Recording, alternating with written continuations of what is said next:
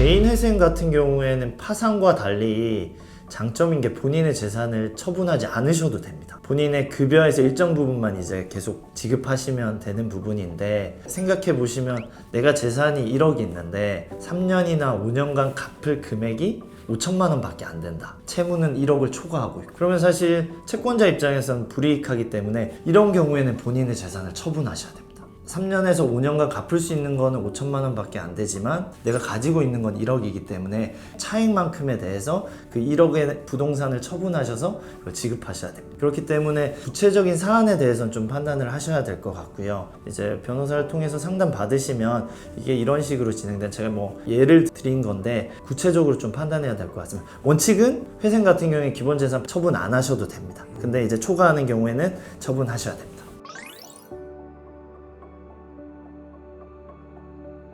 네, 원칙은 저희는 사유재산 제도고, 그리고 그를 구체화한 게 부부 별산제이기 때문에 아내분이나 남편분의 재산 같은 경우에는 서로 별개로 작용하기 때문에 원칙적으로는 압류가 되지 않습니다. 하지만 아내분의 재산도 이제 제출을 하거든요. 그에 따라 보면 거래 내역을 보면 아내분의 재산이 좀 증식돼 있다든지 남편분으로부터 돈을 흘러간 정황이 있다 싶으면 그에 대한 부분도 어느 정도 고려가 됩니다. 이제 왜냐하면 부부가 별산제라고 하지만 공유재산인 부분도 있기 때문에 아내분의 재산 중에 절반은 남편분의 것이라고 보고, 이혼할 때도 마찬가지죠. 이제 재산 분할할 때 그런 부분이 있기 때문에 원칙은 아내분에 대해서는 그 압류나 그런 걱정은 안 하셔도 되고, 근데 좀 파산이나 회생이 임박한 1년 사이에 돈의 흐름이나 재산을 갑자기 취득하신 부분이 있으면 이거는 남편분이 파산이나 회생할 때 본인이 좀 유리하게 하시기 위한 행동으로 보고 그에 대한 압류는 가능합니다.